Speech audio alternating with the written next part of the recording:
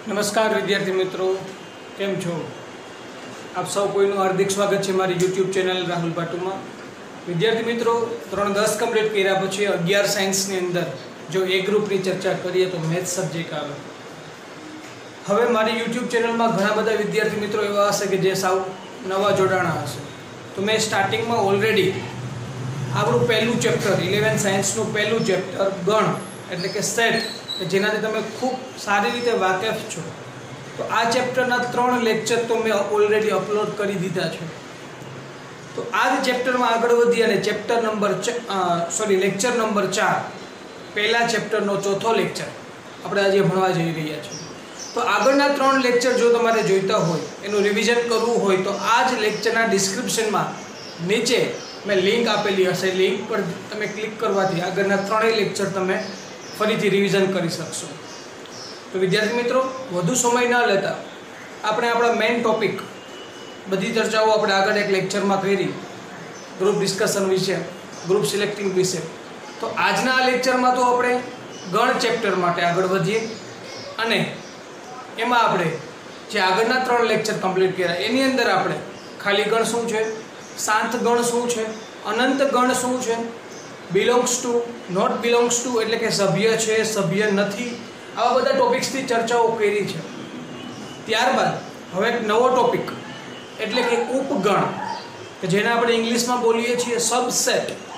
તો આ ટોપિક વિશે ભણવાનું છે। ઘાત ગણ, જેને આપણે પાવર સેટ, તો આ બંને ટોપિક ઓલરેડી તમે ભણી જ ગયા છો, એમ છતાં ફરીથી આપણે એનું રિવિઝન કરશું, એને આપણે કમ્પ્લીટ કરશું। તો ટોપિક આપણો છે ઉપગણ, કે જેને આપણે ઇંગ્લિશમાં સબસેટ કહીએ છીએ। જો એની વ્યાખ્યાની વાત આવે, ઉપગણ કોને કહેવાય? जो गण एना प्रत्येक गण, जो गण एना प्रत्येक घटक गण बी ना पण घटक होय,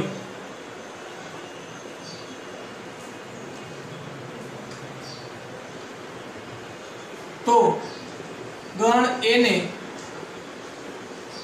गण बी नो उपगण कहेवाय।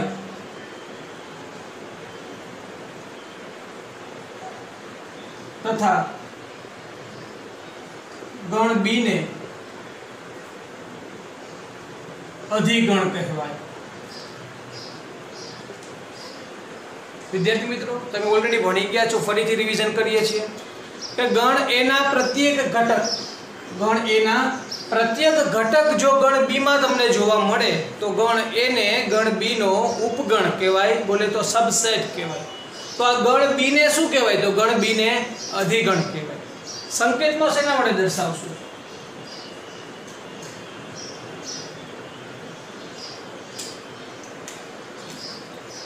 के जेने ए सबसेट बी वडे दर्शावाय। आ उपगणनी निशानी छे, आ जे निशानी छे उपगणनी निशानी छे। ए उपगण बी, आनो मतलब शू अने वचाय शू? ए उपगण B, A is subset of B. English में वाचવું હોય તો આ રીતે વાંચી શકાય, A is subset of B. આનો मतलब શું થયો કે ए ના પ્રત્યેક ઘટક એક ગણ છે, આ બી પણ એક ગણ છે, આ બંને છે તો ગણ જ, પણ આ ગણ એ ગણના તમામ ઘટક ગણ બી ની અંદર સમાયેલા છે, એટલા માટે ગણ એ એ ગણ બી નો ઉપગણ છે અને બી જે છે એને આપણે અધિગણ કહીશું। ઓકે વિદ્યાર્થી મિત્રો, એક્ઝામ્પલથી સમજીએ।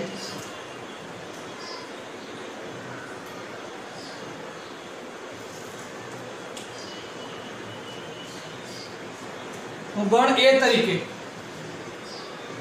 135 લઉં છું અને ગણ બી તરીકે x, જ્યાં x એ 10 કરતા નાની अयुग्म प्राकृतिक संख्या है।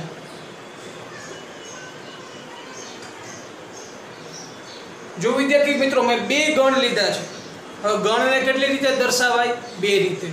એક યાદીની રીતે અને એક ગુણધર્મની રીતે। યાદીની રીત એટલે કે લિસ્ટિંગ મેથડ, કે જેમાં લિસ્ટ બનાવવાનું હોય, કે જેમાં બધી વસ્તુને આપણે ગણમાં લખીએ છીએ। અને ગુણધર્મની રીત એટલે કે પ્રોપર્ટીઝ મેથડ। પ્રોપર્ટી મેથડ એટલે કે એમાં ગુણધર્મ દર્શાવવાનો હોય। તો અમે બે ગણ છે એ તમને બે રીતે સમજાવ્યા। પહેલું ગણ જે છે a = 1 3 5 આ લિસ્ટિંગ મેથડ દ્વારા દર્શાવ્યું એ રીતે કહી શકાય, યાદીની રીત છે, યાદી આપી દીધી મેં તમને। અને જ્યારે બીજો ગણ છે b એ ગુણધર્મની રીત છે। x, આ x કેવા ઘટક, તો કે x એ 10 કરતાં નાની, એટલે 10 કરતાં નાની સંખ્યા તો લેવાની છે, 10 કરતાં નાની અને સાથે સાથે અયુગ્મ પ્રાકૃતિક, 10 કરતાં નાની અને અયુગ્મ પ્રાકૃતિક સંખ્યા એને આપણે લિસ્ટિંગ મેથડ વડે સમજાવીએ, લખીએ તો 10 કરતાં નાની એટલે કે 1 થી 9 આવે, અને એમાં પણ અયુગ્મ એટલે કે એકી અને પ્રાકૃતિક એટલે કે 1 3 5 7 અને 9। તો આપણને b = આ વસ્તુ મળે છે। તો અહીંયા તમે જોઈ શકો છો। તેથી આ a છે, જો અહીં વ્યાખ્યાને જુઓ, જો ગણ a ના પ્રત્યેક ઘટક, આ a ના પ્રત્યેક ઘટક એટલે કે 1 3 5 આ ગણ b માં પણ છે, ગણ b ના પણ ઘટક હોય તો જુઓ આ 1 3 5 અહીંયા પણ તમને જોવા મળે છે। મતલબ શું થયો? તેથી a ઉપગણ b એટલે કે a જે છે એ b નો ઉપગણ છે એવું આપણે કહી શકીએ છીએ। ઓકે, તો વિદ્યાર્થી મિત્રો હવે તમને ફાઇનલી ખ્યાલ આવી ગયો હશે કે ઉપગણ શું છે, ઉપગણની વ્યાખ્યા શું છે, ઉપગણને દર્શાવાય છે એના વડે। આ ઉપગણની ચર્ચા આપણે અહીંયા કમ્પ્લીટ કરીએ। વિડિયો પોઝ કરો અને આ બધું નોટ ડાઉન કરો।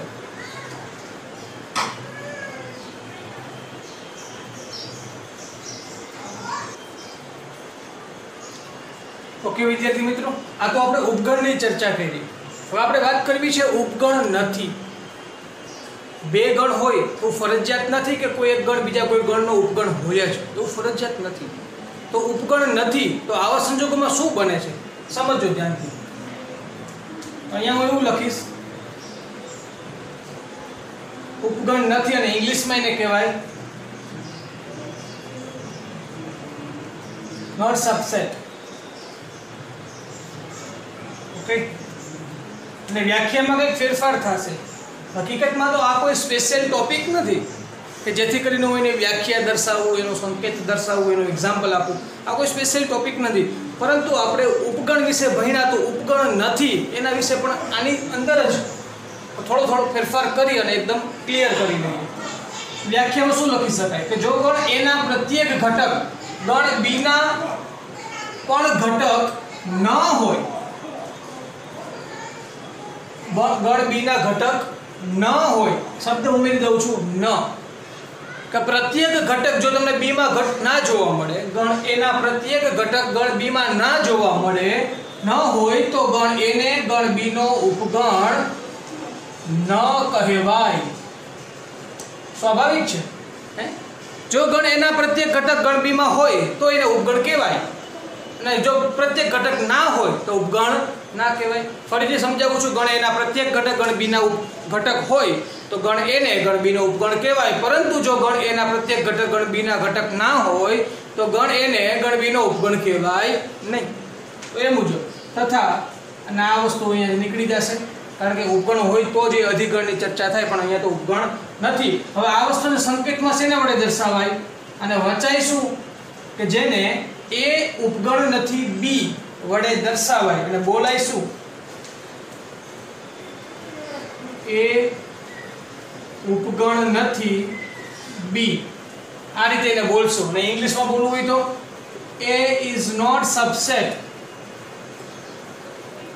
of b। જો ઇંગ્લિશમાં બોલવું હોય તો આ રીતે બોલી શકાય, a is not subset of b, અને ગુજરાતીમાં બોલવું હોય તો આ રીતે બોલી શકાય, a ઉપગણ નથી b, અને એના માટેનો ખાસ સંકેત કે a is not subset of b, ઉપગણ નથી એટલે ઉપગણની જે નિશાની છે એની ઉપર આડો લીટો, જેવી રીતે આપણે belongs to ઉપર આડો લીટો કરીએ એટલે સભ્ય નથી એવું વંચાય અને આને સભ્ય છે એવું વંચાય, તો એવી જ રીતે આ વસ્તુ ઉપગણ થઈ અને આ વસ્તુ ઉપગણ નથી।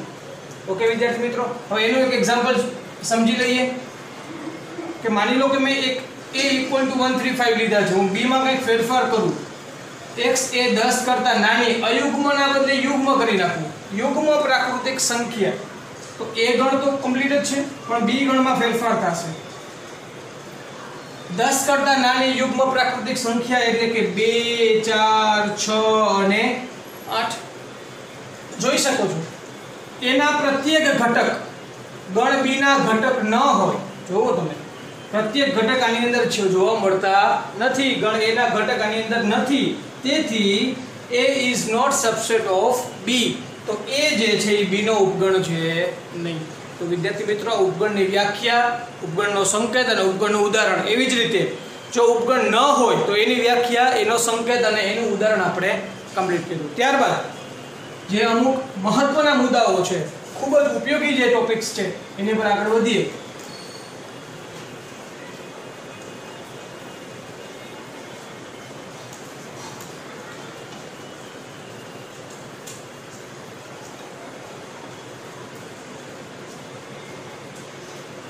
ટોપિક તો આપણો ઉપગણ જ છે.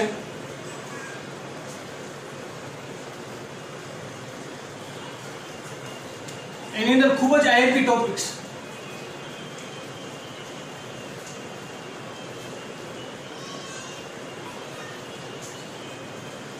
પહેલી નોટ,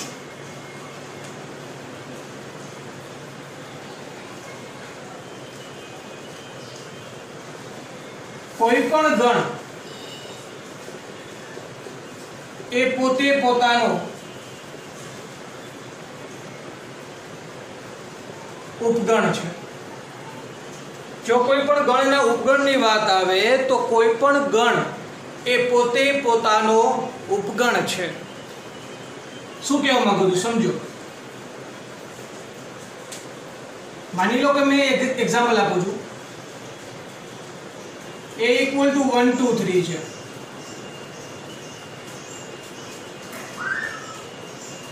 અને a = 1 2 3 લખું તો અહીંયા તમે જોઈ શકો છો કે તેથી a is subset of a. આના પ્રત્યેક ઘટક આ ગણની અંદર છે. મતલબ કે a is subset of a તમને જોવા મળે. મતલબ કે દરેક ગણ એ પોતે પોતાનો ઉપગણ હંમેશા હોય અને હોય જ. ત્યારબાદ બીજો ટોપિક જોઈએ.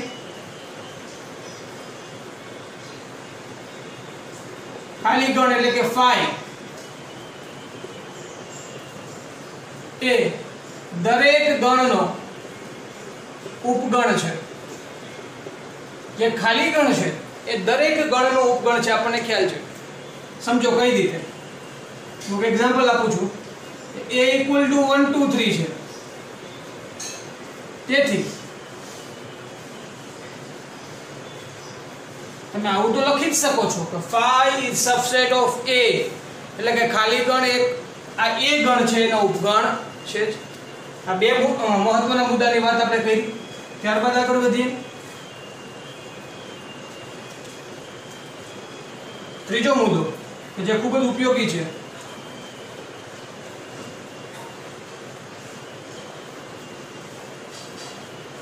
કોઈ પણ ગણના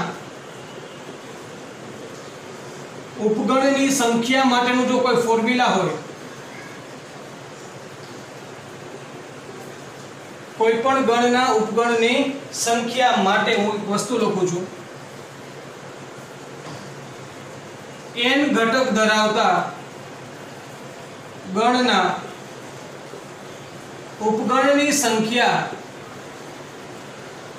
બરાબર 2n કે જ્યાં n is equal to 0 1 2 3 up to ખૂબ જ આઈએમપી ટોપિક છે. મોસ્ટ આઈએમપી ટોપિક છે એમસીક્યુ ની અંદર અને ઘણી બધી જગ્યાએ ઉપયોગી થાય એવો આ ટોપિક છે કે કોઈ પણ ગણના ઉપગણની સંખ્યા, કોઈ પણ ગણ હોય એના ઉપગણ કેટલા બને. તો કોઈ આ બધું તમે વિદ્યાર્થી મિત્રો ભણી ગયા છો પણ ફરીથી રિવિઝન થાય છે. કોઈ પણ ગણના ઉપગણ કેટલા બને તો માની લો કે કોઈ ગણ જે છે એમાં n ઘટક છે. તો આવા n ઘટક ધરાવતા ગણ જે છે એના ઉપગણની સંખ્યા એટલે કે 2n થશે. 2n ઘાત. અને આ જે n છે એના બદલે તમે 0 લઈ શકો છો. 0 ક્યારે લેવાના થાય? જો ખાલી ગણની વાત હોય તો આની ઉપરથી ખ્યાલ આવી ગયો આપણને.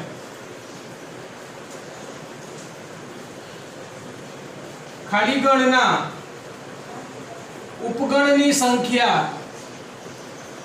બરાબર 2 કારણ કે ખાલી ગણની અંદર ઘટકની સંખ્યા કેટલી છે 0 છે તો સૂત્રમાં કિંમત મૂકીએ 2 કરો એટલે આન્સર મળે 1 મતલબ કે ખાલી ગણના ઉપગણની સંખ્યા કઈ 1 અને કોણ પોતે જ ખાલી ગણ એ પોતે જ એના ઉપગણની સંખ્યા એટલે કે 1 મળે અને એ પોતે જ એ ખાલી ગણ છે ત્યારબાદ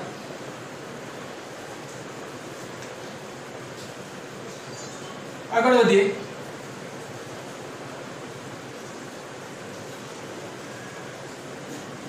એક ઘટક ધરાવતા ગણના ઉપગણની સંખ્યા બરાબર 2 તો 2 ની 1 ઘાત આન્સર આવશે 2 તો એક ઘટક ધરાવતો જો કોઈ ગણ હોય એક્ઝામ્પલ જ લઉં છું ધ્યાનથી સમજજો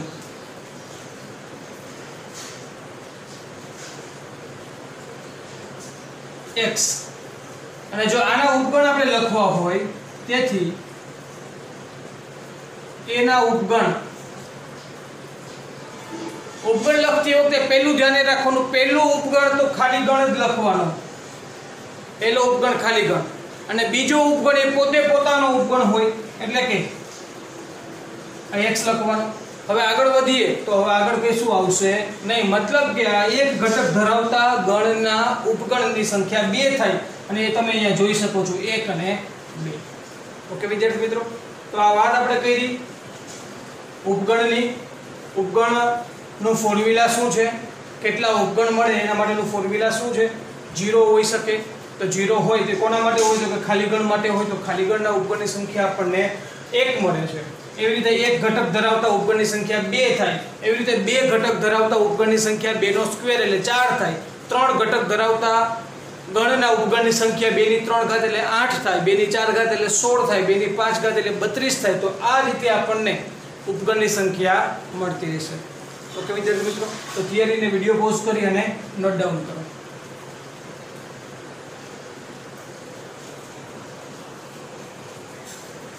ઓકે વિદ્યાર્થી મિત્રો ત્યારબાદ એક મહત્વની નોટ કે જો a ઉપગણ b અને b ઉપગણ a તો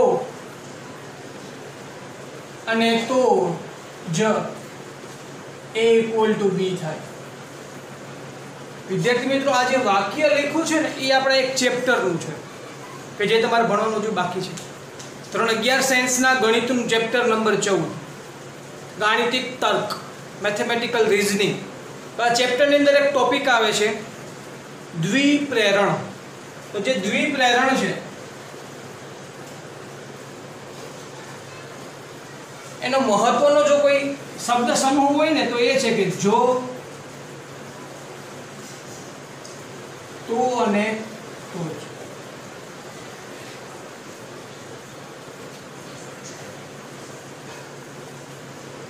मतलब કે આ વસ્તુની અંદર તો અને તો જ શબ્દ આવે છે કે જો a ઉપગણ b અને b ઉપગણ a તો અને તો જ a = b થાય આને કહેવાય દ્વિપ્રેરણ જે વાક્યની અંદર તો અને તો જ આવતું હોય એને કહેવાય દ્વિપ્રેરણ આનો મતલબ શું થયો કે a છે એ b નો ઉપગણ છે એનાથી ઉલટું b છે એ a નો ઉપગણ છે જો આવું થાય વચ્ચે અને છે मतलब કે બંને કન્ડિશન એક સાથે થાય છે બંને કન્ડિશન એક સાથે બને છે તો જો આવું બનતું હોય તો આપણે એવું કહી શકીએ કે આવું ક્યારે બને કે ફાઇનલી બંને ગણ સમાન ગણ હોય તો અને તો જ આવું બને હું તમને એક્ઝામ્પલ થી સમજાવું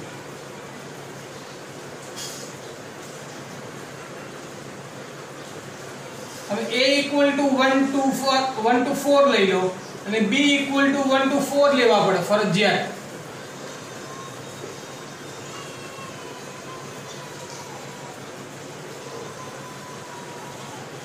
તો અહીંયા તમે લખી શકો તો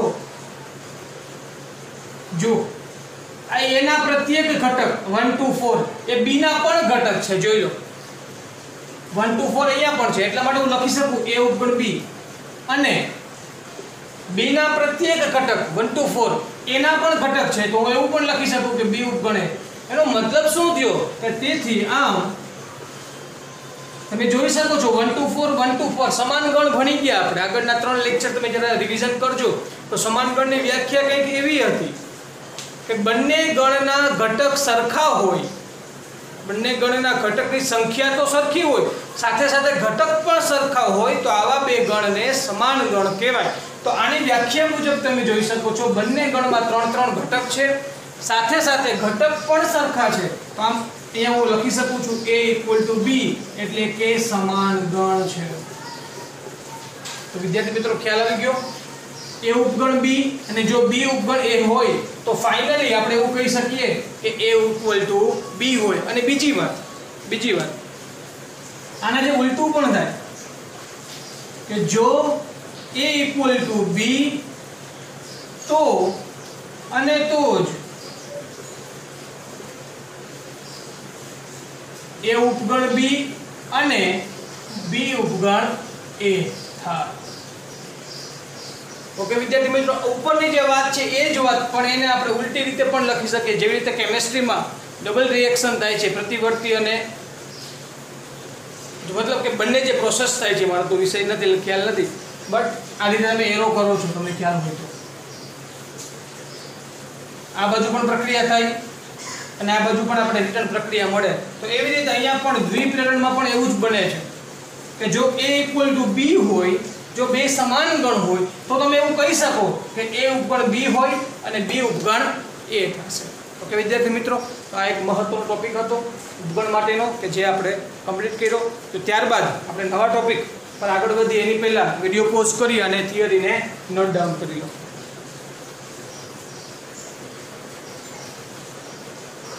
ઓકે,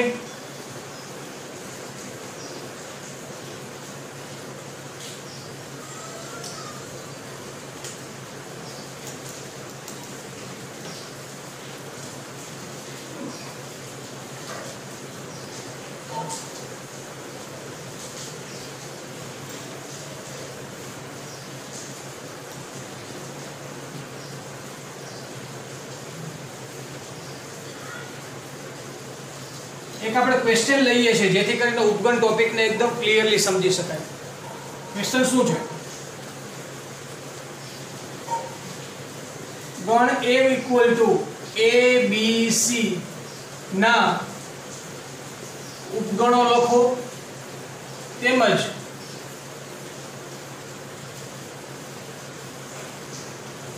ઉચિત ઉપગણ અને अनुचित उपगणनी थियरी समझाओ। तो विद्यार्थी मित्रों जे टॉपिक आपणो बाकी है उचित उपगण અને अनुचित उपगण, तो आ थियरी पण આપણે સમજીએ, સાથે સાથે આપણને જે ગણ આપેલ છે એ ગણના ઉપગણની યાદી પણ આપણે બનાવીએ। તો જોઈએ શું થાય છે। આપણી આગળ ગણ a છે જેમાં 3 સભ્ય છે, એટલે કે સભ્યની સંખ્યા, ઘટકની સંખ્યા, સભ્ય કરતા હું એવું લખીશ કે ઘટકોની સંખ્યા જેને આપણે n કહીએ છીએ 3 છે। તો સ્વાભાવિક છે આપણે ફોર્મ્યુલા યાદ છે, ઉપગણની સંખ્યા એટલે કે 2 ની n ઘાત એટલે કે 2 ની 3 ઘાત એટલે આન્સર આવશે 8, એટલે કે ઉપગણની સંખ્યા 8 થશે। જોઈએ અને લખીએ ઉપગણ। ગણ a ના ઉપગણ, વિદ્યાર્થી મિત્રો ખાસ ધ્યાન રાખજો, કોઈ પણ ગણના ઉપગણ લખો તો એનો પહેલો ઉપગણ એ ખાલી ગણ હોય, ત્યારબાદ એનો બીજો ઉપગણ એ પોતે પોતાનો ઉપગણ એવું છે એવું કહી શકાય। તો આ બે ઉપગણ તો ફાઇનલ થઈ ગયા, એક ખાલી ગણ અને એક પોતે પોતાનો ઉપગણ છે, એટલે પોતે ગણ એ પોતાનો ઉપગણ છે। ત્યારબાદ હવે શરૂઆત કરીએ છીએ। જો હું a લખીશ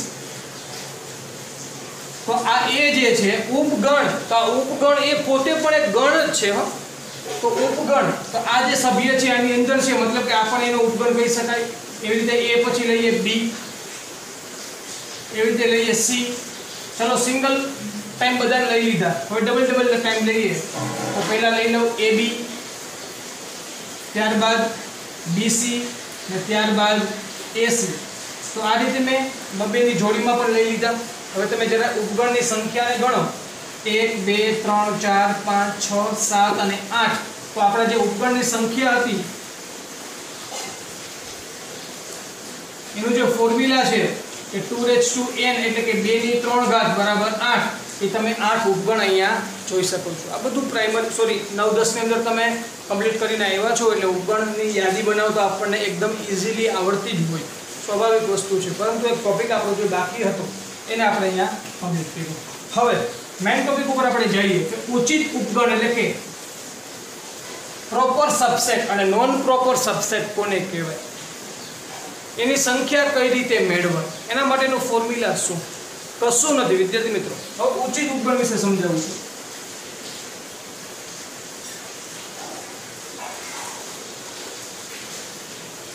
ઉચિત ઉપગણની સંખ્યા બરાબર 2n - 2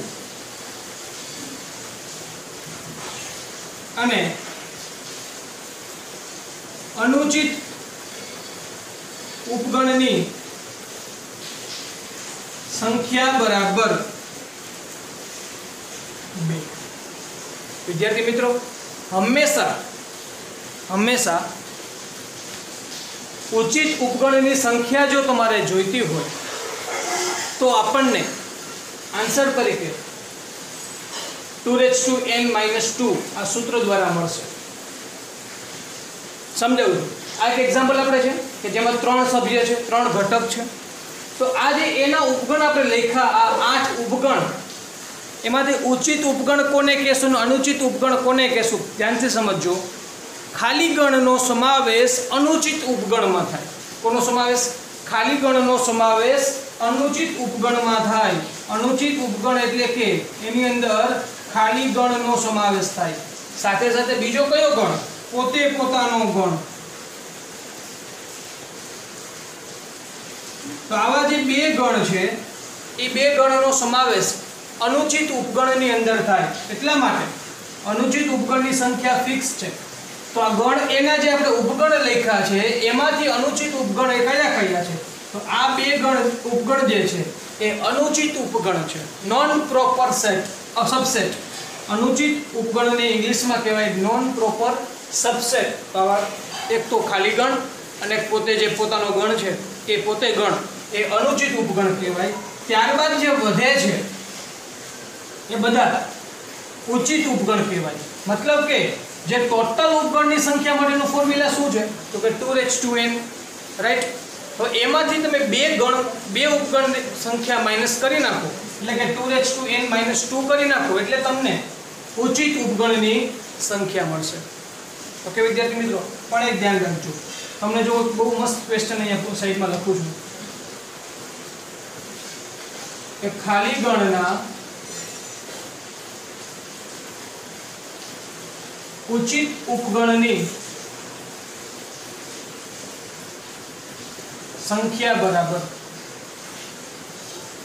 તો ખાલી ગણમાં મિત્રો ઉચિત ઉપગણ કોઈ હોય નહીં, કારણ કે ઉચિત ઉપગણ માટે તો ખાલી ગણ અને પોતે પોતાના ગણ, આ બે ગણ સિવાય જે ગણ હોય એને જ ઉચિત ઉપગણ કહેવાય. તો એવા કોઈ ખાલી ગણના ઉપગણ માટે કોઈ બનશે નહીં, એટલા માટે ત્યાં આન્સર આવશે 0. ઓકે વિદ્યાર્થી મિત્રો, બીજી વાત કે એક ઘટક ધરાવતા ગણના ઉચિત ઉપગણની સંખ્યા. હવે વિદ્યાર્થી મિત્રો વિચારો, એક ઘટક ધરાવતું હોય તો 2 એટલે કે 2, તો એના ટોટલ ઉપગણ કેટલા હોય? 2. કયા કયા? એક તો ખાલી ગણ અને બીજો પોતે પોતાનો ગણ. તો એ બંને તો કેવા છે? અનુચિત જ છે. કહેવાનો મતલબ શું થયો કે એક ઘટક ધરાવતા ગણના ઉચિત ઉપગણની સંખ્યા પણ હંમેશા કેવી હોય? 0. તો વિદ્યાર્થી મિત્રો, મેં અહીંયા તમને ગણના ઉપગણનું લિસ્ટ કેમ બનાવાય, એની ઉપગણની સંખ્યા કેમ મેળવી શકાય, ઉચિત ઉપગણ કોને કહેવાય, અનુચિત ઉપગણ કોને કહેવાય, ઉચિત ઉપગણ માટેનો ફોર્મ્યુલા શું, અનુચિત ઉપગણ માટેનો ફોર્મ્યુલા શું, આ બધી આપણે ચર્ચાઓ કરી. વિડીયોને પોઝ કરો અને નોટ ડાઉન કરો.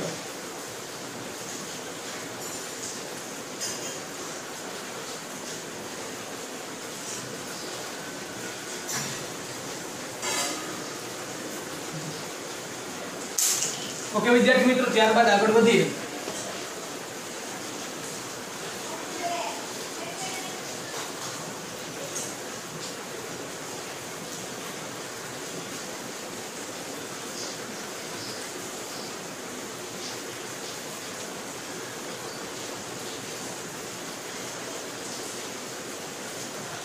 3-4 ખાલી જગ્યા લખું છું અને આપણે આન્સર આપવાના છે. ઉપગણ, subset, not subset, belongs to અને નોટ બિલોંગ્સ ટુ સંકેતોનો ઉપયોગ કરી ખાલી જગ્યા પૂર્ણ કરો.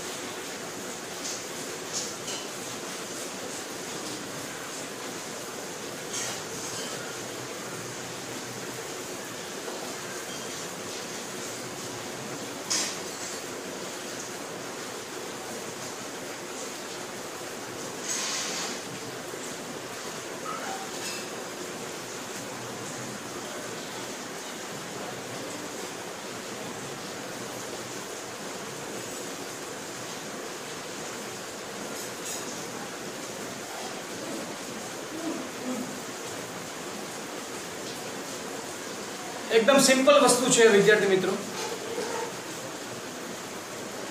पहलो ज एमसीक्यू सॉरी पहली ज खाली जग्या આપણે 4 સંકેતનો ઉપયોગ કરવાનો છે. ઉપગણ, ઉપગણ નથી, સભ્ય છે અને સભ્ય નથી. ઇંગ્લિશમાં બોલીએ તો subset, not subset, belongs to અને નોટ બિલોંગ્સ ટુ.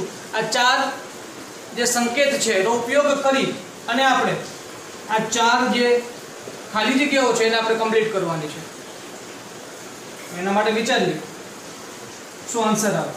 પહેલી ખાલી જગ્યા જુઓ 5 ખાલી જગ્યા 1 2 5 6 જરા વિચારો તો 5 આની અંદર છે તો કે હા. તો આ થોડીક શંકા જાય કે ઉપગણ લખશું કે બિલોંગ્સ ટુ લખશું. વિદ્યાર્થી મિત્રો ઉપગણની વ્યાખ્યાને સ્પષ્ટ રીતે યાદ કરો કે જો ગણ એના પ્રત્યેક ઘટક ગણ બી ના ઘટક હોય તો ગણ એ ને બી નો ઉપગણ કહેવાય. मतलब के गण ए पण एक गण स्वरूपे छे, एना घटको पण एक गण स्वरूपे छे, कोई एक ज घटक नथी.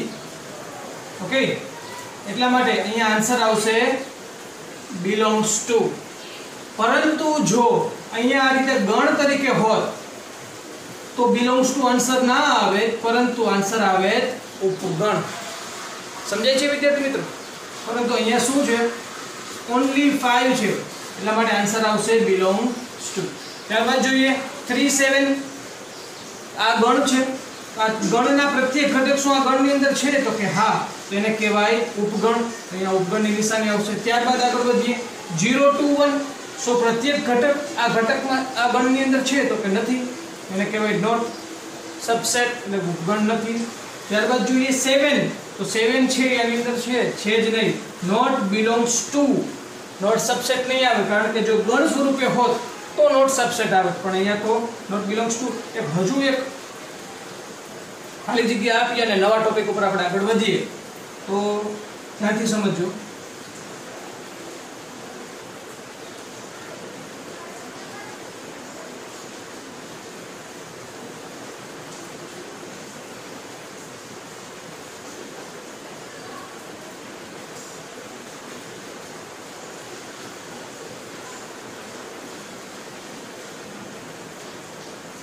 જો વિદ્યાર્થી મિત્રો આ પણ એક શું છે, ગણ છે. ઓકે, તો ગણની અંદર ઘટક કેટલા છે? 1 2 3 અને છે. સર આ ઘટક, હા આ પણ એક ઘટક છે. ભલે એની અંદર પણ ગણ છે પણ છે તો એક ઘટક જ. તો શું આ પ્રત્યેક ઘટક આની અંદર છે? 0 5 6 છે દેખાય છે, પરંતુ 2 આ ગણ છે. ગણની અંદર 2 આવો કોઈ ગણની અંદર 2 અહીંયા જોવા મળતો નથી, મતલબ કે પ્રત્યેક ઘટક આની અંદર છે નહીં. એટલા માટે હું એવું લખી શકું કે ગણ એના પ્રત્યેક ઘટક ગણ બી માં ન હોવાના લીધે ગણ એ ગણ બી નો ઉપગણ નથી. તો વિદ્યાર્થી મિત્રો આ પ્રકારની ખાલી જગ્યાઓ આપણે ખાસ આપણે આ સ્વાધ્યાયની અંદર આપણે કમ્પ્લીટ કરવાની થશે. તો ખાલી જગ્યાઓને વિડીયો પોઝ કરી અને નોટ ડાઉન કરો, ત્યારબાદ આપણે ઘાત ગણ પાવર સેટ ઉપર આપણે આગળ વધીએ.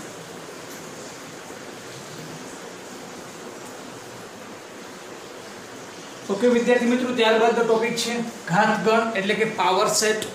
આ પણ તમે ભણી ગયા છો અને વ્યાખ્યા શું લખી શકાય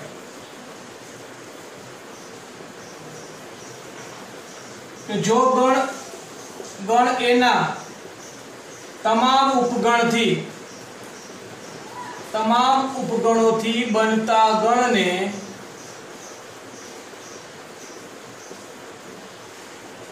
ગણ એનો ઘાતગણ કહે છે,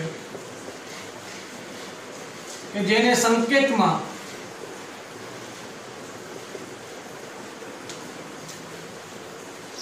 P of A વડે દર્શાવાય, જેને વચાઈ કઈ રીતે તો પાવર સેટ ઓફ. સમજાણો વિદ્યાર્થી મિત્રો? ઉપગણ વિશે ભણી ગયા, ઉપગણ શું છે એનો ખ્યાલ આવી ગયો. હવે માની લો કે ગણ એના જેટલા ઉપગણ થયા, એની અંદર 3 ઘટક છે તો ઉપગણ કેટલા થયા? 2 ની 3 ઘાત એટલે 8 ઉપગણ થયા. હવે દરેક ઉપગણને એક ગણમાં દર્શાવી દો, દરેક ઉપગણને એક ગણ સ્વરૂપે દર્શાવી દઈએ તો આ જે ગણ તૈયાર થાય છે એ ગણને આપણે ઘાતગણ કહીશું, કે જેને આપણે કહીશું પાવર સેટ. ઓકે, અને એને દર્શાવશું શું? P of A વચાઈશું પાવર સેટ ઓફ A. વ્યાખ્યા એકદમ સરળ છે કે ગણ એના તમામ ઉપગણથી બનતા ગણને ઘાતગણ કહેવાય અને એને સંકેતમાં P of A વડે દર્શાવાય. હું તમને એક્ઝામ્પલથી સમજાવું. બીજી એક વસ્તુ આપણે એની અંદર લખીએ. ઘાતગણ P of A ના ઘટકોની સંખ્યા માટેનું જો કોઈ ફોર્મ્યુલા હોય તો વિચારો, ઘાતગણ જે બનશે એ કઈ રીતે બનશે? તો કે કોઈ ગણના તમામ ઉપગણને ભેગા કરીને એક ગણમાં નાખવાના છે. શું કરવાનું છે? ગણ એના તમામ ઉપગણને ભેગા કરો અને એ બધાને એક જ ગણમાં નાખો તો આપણને ઘાતગણ મળશે. ઓકે, તો આ જે તમામ ઉપગણ છે એ શું બનશે? તો કે ઘાતગણના ઘટક બનશે, ઘાતગણના સભ્ય બનશે. ગણ એના તમામ ઉપગણ એ ઘાતગણના સભ્ય બનશે. સમજાય છે?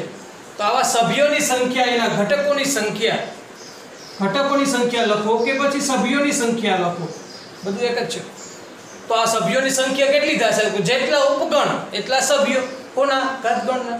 તો ઉપગણની સંખ્યા માટેનું ફોર્મ્યુલા શું હતું? 2n.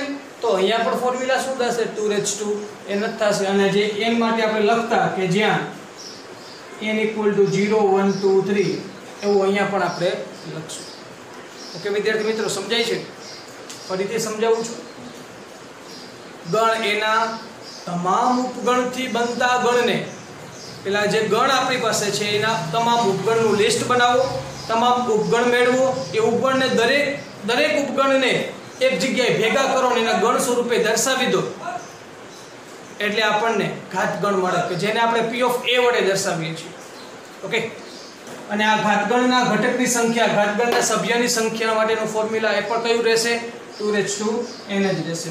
તો આપણે એક એક્ઝામ્પલને લઈએ અને ત્યારબાદ આ ટોપિકને ક્લિયર કરીએ અને સ્વાધ્યાય ઉપર આપણે આગળ વધશું. જો ગણ A = 473 માટે P of A મેળવો. આવો કોઈ ક્વેશ્ચન છે, એટલે કે ઘાતગણ મેળવવાનો છે, ગણ એનો ઘાતગણ મેળવવાનો છે. તો એકદમ સરળ, કોઈ ચિંતા નહીં. ઘાતગણના સભ્યો કેટલા થશે? 3 ઘટક છે, 3 સભ્યો છે, એટલે 2 ની 3 ઘાત એટલે 8 સભ્ય થશે ઘાતગણના.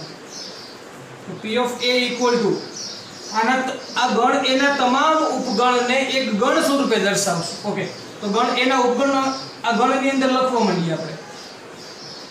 ઘાતગણ એટલે કે ગણની અંદર ગણ એના તમામ ઉપગણ લખો. તો પહેલો જ ઉપગણ શું હોય? ખાલી ગણ. પછી બીજો ઉપગણ શું લખીએ? પોતાનો ગણ. પછી એક સિંગલ લખીએ એટલે કે 4 7 અને 3. ત્યારબાદ ડબલ લઈએ તો 4 7